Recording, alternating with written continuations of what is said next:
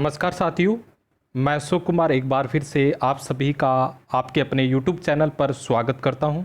दोस्तों, हम बात कर रहे थे लुईस का श्रम की सिद्धांत, जिसके अंतर्गत हमने पिछले वीडियो में इससे संबंधित कुछ महत्वपूर्ण पहलुओं पर विस्तार से चर्चा की। साथ ही हमने पिछले वीडियो के अंतर्गत इस सिद्धांत की कुछ मान्यताएं, असर्शन पर भी विस्तार से चर्चा की थी। आज के इस वीडियो के अंतर्गत हम लुईस का श्रम की असीमित पूर्ति सिद्धांत, अनलिमिटेड सप्लाई ऑफ लेबर को एक बंद अर्थव्यवस्था के अंतर्गत समझेंगे कि लुईस के द्वारा जो मान्यताएं दी गई है उनको रखते हुए क्या लुईस का श्रम की असीमित पूर्ति सिद्धांत बंद अर्थव्यवस्था में, क्लोज्ड इकोनॉमी में किस प्रकार से क्रियाशील होता है। जैसा कि दोस्तों हमने लुईस का श्रम की असीमित पूर्ति सिद्धांत में जो मान्यताएं ली थी उनमें ये देखा था कि लुईस का श्रम की असीमित पूर्ति सिद्धांत एक अल्प विकसित, एक अर्ध विकसित जो अर्थव्यवस्था है जहां श्रम की असीमित पूर्ति उपलब्ध है, वो देश भी तेज़ी से विकास कर सकता है। यहाँ हम बंद अर्थव्यवस्था से हमारा तात्पर्य यह रहेगा एक ऐसी इकोनॉमी जो अंतर्राष्ट्रीय व्यापार या हम यूँ कहें विदेशों के साथ या अन्य देशों के साथ किसी वस्तु या सेवाओं का लेन देन या व्यापार नहीं करता हो, उसे हम बंद अर्थव्यवस्था कहेंगे। चलते हैं दोस्तों, हम देखते हैं कि क्या लुईस का जो सिद्धांत है वो बंद अर्थव्यवस्था में क्रियाशील होता है, और ये भी देखेंगे इससे संबंधित क्या इसके अंतर्गत कमियां रही है। परंतु हमने जैसा कि इसके अंतर्गत जो असम्पशन मान्यताएं रखी थी उसमें ये देखा था कि एक निर्वाह क्षेत्र है जहां श्रम की अनलिमिटेड सप्लाई उपलब्ध है, लेकिन जो श्रम उपलब्ध है वो अधिकांशतः है अकुशल है, अनस्किल्ड है। तो अब देखना ये होगा कि उस श्रम के माध्यम से किस प्रकार वो अर्थव्यवस्था विकास कर पाएगी। चलते हैं दोस्तों बंद अर्थव्यवस्था में लुईस का श्रम की असीमित पूर्ति सिद्धांत में। जैसा कि हमने इसके असम्पशन में देखा था कि एक निर्वाह क्षेत्र है जिसको ग्रामीण क्षेत्र या कृषि क्षेत्र भी कहा गया है, जिसमें निर्वाह मजदूरी पर श्रम की असीमित पूर्ति उपलब्ध है, जिसकी हमने बात की थी। निर्वाह मजदूरी एक निश्चित मजदूरी है जो औसत उत्पादन के समान होती है। यहाँ हम देखेंगे कि जो लेबर है उसका जो सीमांत उत्पादन है वो या तो शून्य है या निकट शून्य होगा। दोस्तों, ये सीमांत उत्पादन का भी महत्वपूर्ण रोल है, जैसा कि हम माइक्रो इकोनॉमिक्स के अंतर्गत पढ़ते हैं औसत उत्पादन, सीमांत उत्पादन और कुल उत्पादन के बारे में। लेकिन यहाँ हम देखेंगे आखिर सीमांत उत्पादन शून्य क्यों है या निकटतम शून्य क्यों है, और इसका यहाँ अर्थव्यवस्था में क्या योगदान रहेगा उसको भी समझेंगे। फिलहाल चलते हैं आगे। निर्वाह क्षेत्र विस्तृत है, बड़ा क्षेत्र है। चूंकि हमने लुईस के श्रम की असीमित पूर्ति सिद्धांत की जो असम्पशन मान्यताएं हैं उसमें देखा था दो क्षेत्र हैं, जिसमें पहला क्षेत्र जो निर्वाह क्षेत्र था, दूसरा क्षेत्र था वो पूंजीवादी या औद्योगिक क्षेत्र था। हम बात कर रहे हैं निर्वाह क्षेत्र की जो विस्तृत है, जिसमें निम्न उत्पादकता है और पिछड़ी हुई कृषि पाई जाती है, क्योंकि यह क्षेत्र अल्प विकसित है। सबसे बड़ी प्रॉब्लम यही है। हम देखते हैं कि विकसित राष्ट्र की अपेक्षा जो अल्प विकसित या अर्ध विकसित राष्ट्र है वहाँ विकास की जो संभावनाएं हैं या विकास धीरे धीरे गतिशील हो रहा है। यहाँ अभी भी टेक्नोलॉजी का अभाव है।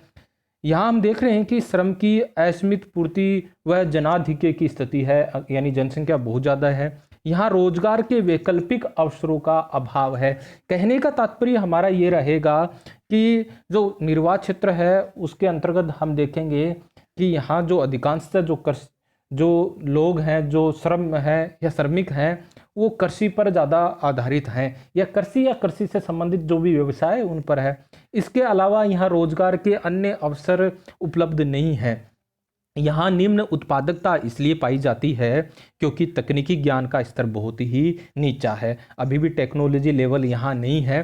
पूंजी श्रम अनुपात बहुत नीचा है। कहने का तात्पर्य हमारा ये रहेगा कि श्रम की अपेक्षा यहाँ कैपिटल जो पूंजी है वो बहुत कम है, तथा उत्पत्ति ह्रास नियम क्रियाशील पाया जाता है। हम देखते हैं जो माइक्रो इकोनॉमिक्स के अंतर्गत पढ़ते हैं कि हम देखते हैं कि जैसे जैसे हम कोई भी कार्य या उत्पादन कार्य करते हैं, जैसे जैसे हम लेबर की संख्या बढ़ाते हैं तो एक बिंदु के बाद जो कुल उत्पादन अधिकतम होता है उसके बाद और अधिक हम श्रमिक लगाते हैं, लेबर लगाते हैं, तो कुल उत्पादन में मतलब कमी होने लग जाती है, या हम यूँ देखेंगे सीमांत उत्पादन घटने लग जाता है। तो कहने का मतलब है कि इसके अंतर्गत उत्पत्ति ह्रास नियम क्रियाशील होता है। चूंकि कृषि पिछड़ी हुई है, उत्पादकता नीची है, अतः विकास के लिए श्रम निर्वाह क्षेत्र से प्राप्त हो जा सकता है। निर्वाह क्षेत्र को निम्न रेखा चित्र द्वारा हम समझ रहे हैं। जैसा कि आप ये रेखा चित्र देख पा रहे हैं, यहाँ ये WW मजदूरी वक्र है। निर्वाह क्षेत्र में जो जीवन निर्वाह मजदूरी दर है एक निश्चित है, पूर्णतः लोचदार है, परफेक्ट इलास्टिक है, जिसका तात्पर्य ये होगा कि एक निर्धारित जो मजदूरी है उस पर श्रम की चाहे जितनी मात्रा उपलब्ध है, हम चाहे जितना श्रम यहाँ से लगा सकते हैं। लेकिन दोस्तों ये हम जो वक्र देख रहे हैं ये सीमांत उत्पादन वक्र है। जैसा कि हमने देखा कि इसके अंतर्गत उत्पत्ति ह्रास नियम क्रियाशील होता है, जिसका तात्पर्य ये है कि एक बिंदु के बाद सीमांत उत्पादन घटने लग जाता है। जैसा हम ये देखें खेती का कार्य कर रहे हैं, अगर भूमि पर हम लगातार कृषि कर रहे हैं तो एक बिंदु के बाद हम देखते हैं कि जो भूमि है उसमें उर्वरा शक्ति वो धीरे धीरे कमजोर होने लगती है और उत्पादन मात्रा घटने लग जाती है। तो यहाँ हम देख रहे हैं कि इस ON1 जो मजदूर है, जहाँ तक तो ठीक बात है, लेकिन इसके बाद हम देखेंगे कि ON मजदूर के बाद हम देख रहे हैं सीमांत उत्पादन कम है, किसकी अपेक्षा, मजदूरी की अपेक्षा। कहने का तात्पर्य यह होगा कि जो जीवन निर्वाह क्षेत्र में जो निर्वाह क्षेत्र है जिसमें जो मजदूरी प्राप्त हो रही है श्रमिकों को, वो जीवन निर्वाह मजदूरी की दर पर आधारित है, जिसका यहाँ सीधा तात्पर्य होगा कि उनको इतनी मजदूरी प्राप्त होती है, इतनी मजदूरी मिलती है जो अपना जीवन यापन कर सके। फिर भी हम यहाँ देख रहे हैं कि इतनी मजदूरी पर भी उनके द्वारा जो उत्पादन किया जा रहा है वो कम है। अर्थात हम यूँ कहेंगे कि जीवन निर्वाह मजदूरी है वो अपेक्षा है, अधिक है। कौन से श्रमिकों की? ON1 के बाद के जो श्रमिक है उनका। यहाँ सीमांत उत्पादन को अगर हम समझें, जिसका तात्पर्य है जो कि कुल उत्पादन के परिवर्तन को दर्शाता है, यानी और अधिक श्रमिक जब उत्पादन कार्य में लगा रहे हैं और उनके द्वारा कुल उत्पादन में क्या परिवर्तन हो रहा है वो सीमांत उत्पादन से संबंधित होता है। यूं कहें हम कि जो नए श्रमिक लगा रहे हैं वो कितना कार्य कर रहे हैं, या जो कुल उत्पादन में जो परिवर्तन हो रहा है वो सीमांत उत्पादन के द्वारा देखा जा सकता है। जैसा कि हम देखते हैं कि मान लीजिए जैसे एक श्रमिक है उसके द्वारा 10 इकाई कार्य किया जा रहा है, 2 श्रमिक है उसके द्वारा 18।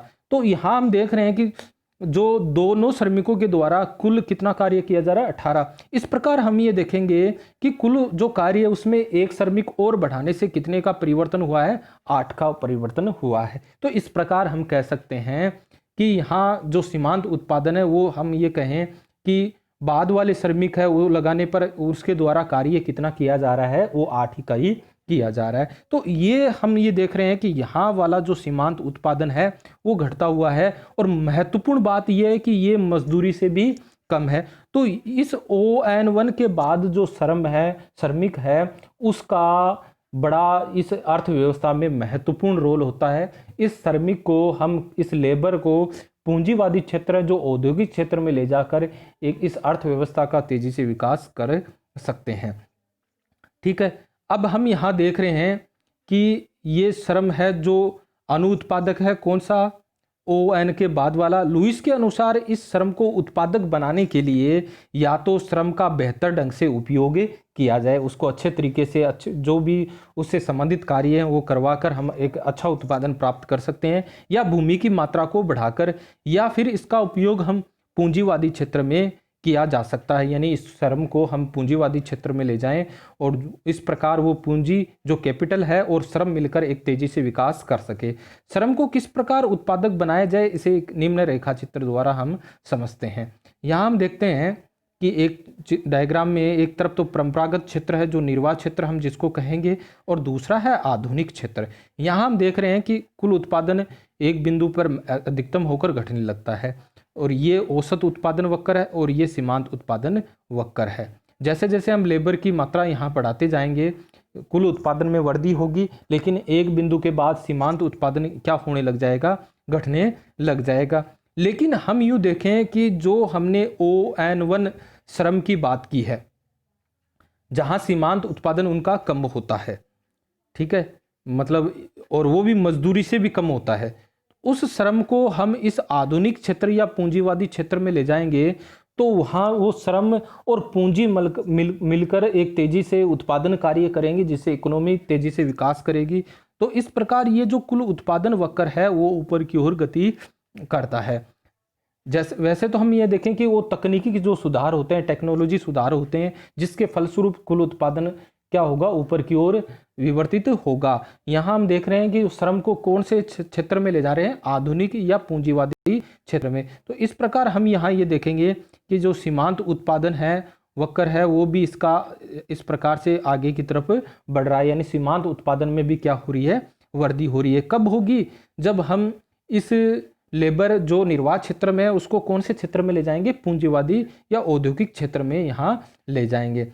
यहाँ W जो निर्वात क्षेत्र की जो मजदूरी है उसकी अपेक्षा जो पूंजीवादी क्षेत्र की जो मजदूरी है WM वो अधिक होनी चाहिए।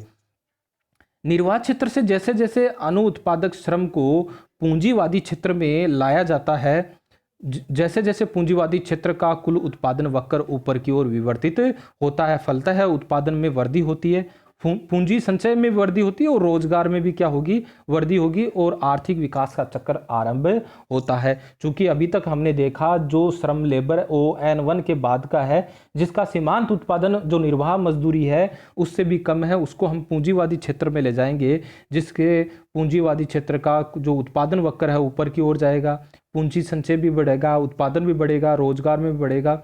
परिणाम ये हुआ कि निर्वात क्षेत्र व आधुनिक क्षेत्र का अंतर समाप्त हो जाएगा, ठीक है। श्रम की पूर्ति निर्वात क्षेत्र में घट जाएगी, फलतः यहाँ मजदूरी बढ़ने लग जाएगी।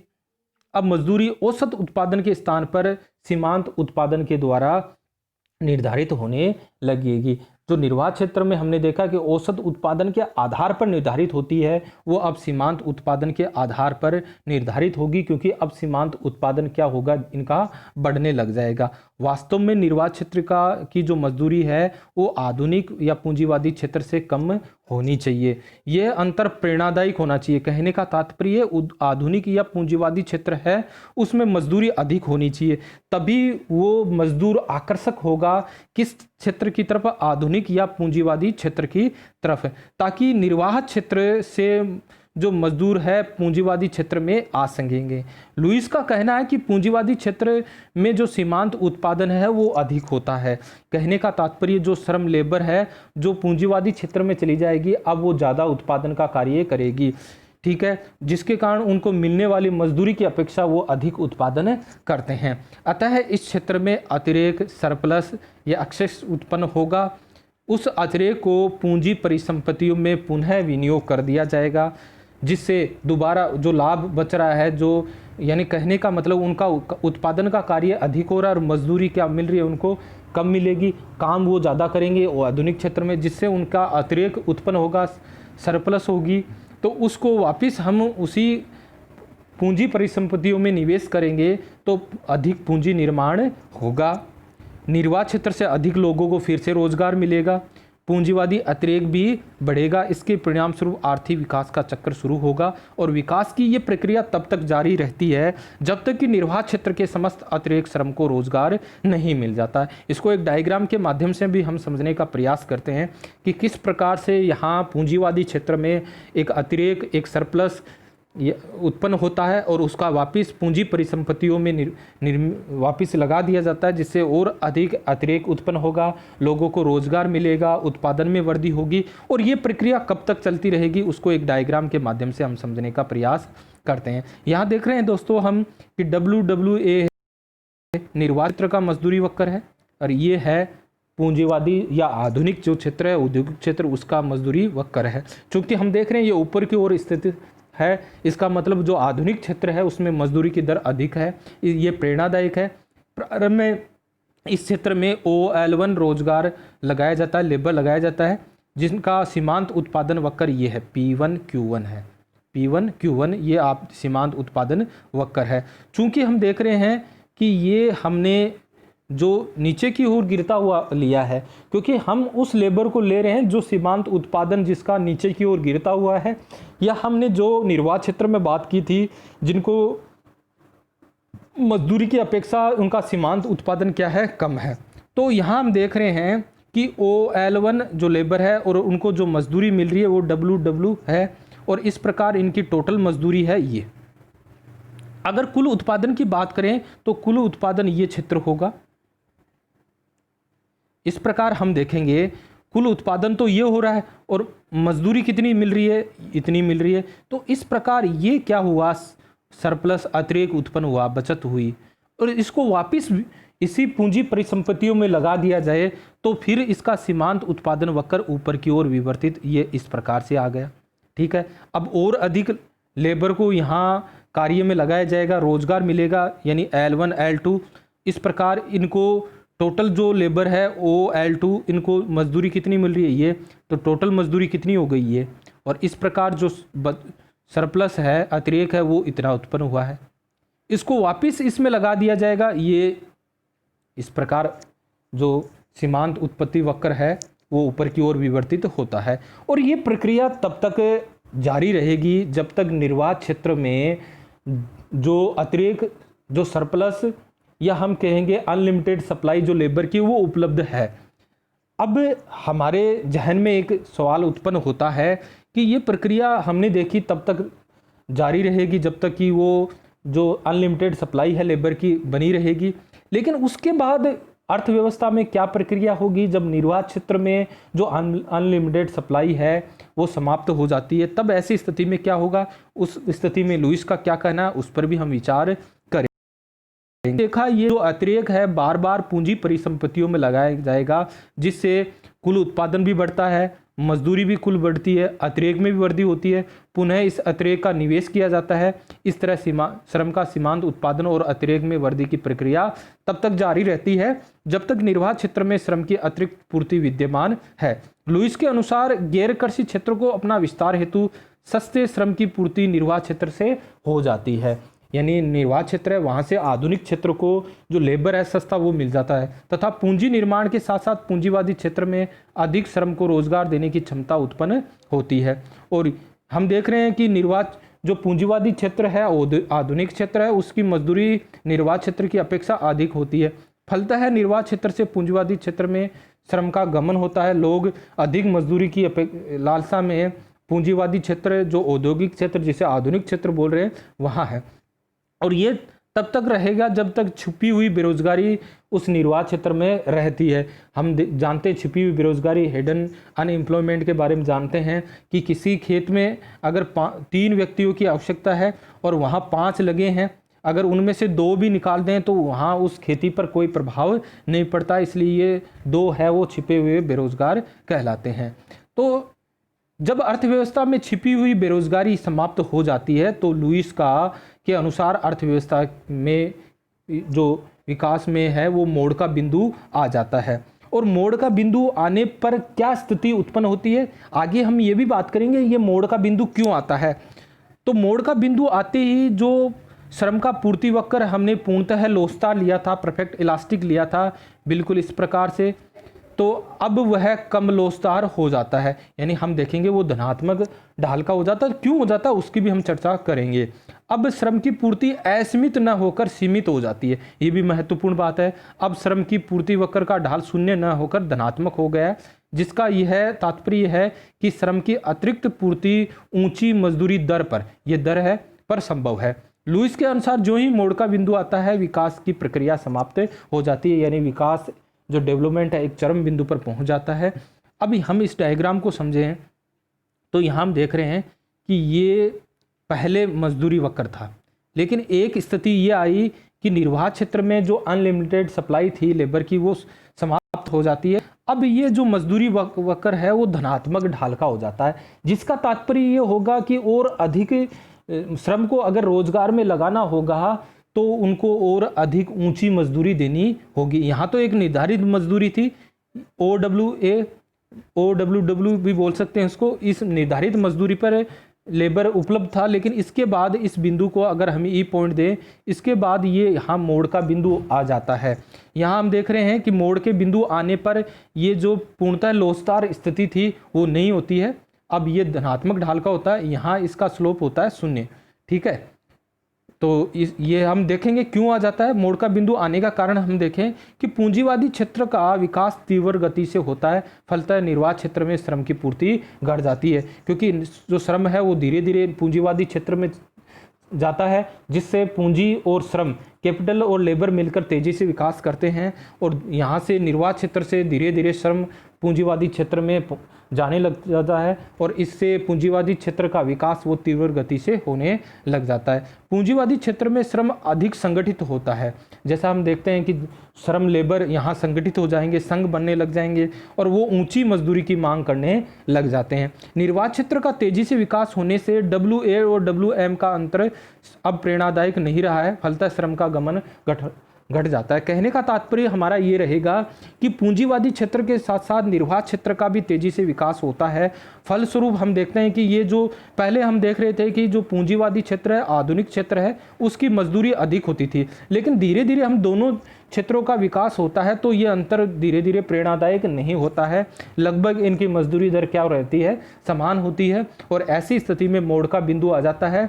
जब मजदूर नहीं मिलेगा तो और अधिक मजदूरी उनको देकर कार्य में लगाना पड़ेगा, और जनसंख्या वृद्धि दर भी धीमी होती है, क्योंकि लोगों को रोजगार मिलता है, आय का स्तर अच्छा होता है, लोगों में समझ बढ़ती है, और धीरे धीरे जनसंख्या वृद्धि दर भी धीमी होती है। ये तमाम वो बिंदु है जिसके कारण अर्थव्यवस्था में मोड़ का बिंदु आ जाता है। तो इस प्रकार हमने ये देखा कि लुईस के अनुसार जो बंद अर्थव्यवस्था है उसमें तेजी से विकास हो सकता है जब लेबर की अनलिमिटेड सप्लाई होती है, और हमने ये देखा कि वो अनलिमिटेड सप्लाई जिसके अंतर्गत देखा हमने ON1 जो श्रम है उसका अर्थव्यवस्था में बड़ा, ON1 के बाद वाली जो श्रम है उसका अर्थव्यवस्था में बड़ा महत्वपूर्ण योगदान है ये वाला, क्योंकि इनका सीमांत उत्पादन है वो लगभग 0 के समान होता है, और उस श्रम को हम पूंजीवादी या आधुनिक क्षेत्र में ले जाएंगे तो वो तेजी से विकास करेगा। परंतु दोस्तों हम यहाँ देख रहे हैं, जैसा कि इसके असम्पशन में लिया है कि ये जो लेबर है वो अकुशल होता है, अनस्किल्ड होता है,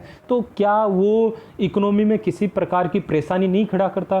तो इसकी भी हम जब इसकी आलोचनाएं पढ़ेंगे, सीमाएं पढ़ेंगे, तब उस पर भी हम चर्चा करेंगे। फिलहाल बड़ा सरल सा है, आपको यहाँ से भी प्रश्न पूछे जा सकते हैं कि जब ये श्रम की असीमित पूर्ति उपलब्ध होती है तब ऐसी स्थिति में उस पूंजीवादी क्षेत्र में ले जाते हैं तो क्या होता है? तो हमने देखा कि उत्पादन बढ़ता है, रोजगार बढ़ता है, मजदूरी भी बढ़ती है, जो अतिरेक है वो भी बढ़ता है। और फिर हमने ये देखा कि जब वो अनलिमिटेड सप्लाई अगर बिल्कुल बंद हो जाती है, हम ये देखें निर्वात क्षेत्र में जो अनलिमिटेड सप्लाई है वो नहीं रहती है, तब ऐसी स्थिति में क्या होता है? तो हमने देखा है लुईस के अनुसार विकास में मोड़ का बिंदु आ जाता है, और मोड़ के बिंदु आने के कारण भी हमने देखे हैं। यहाँ से भी आपको प्रतियोगिता परीक्षाओं के अंतर्गत प्रश्न पूछे जा सकते हैं। तो आज के लिए बस दोस्तों इतना ही, धन्यवाद।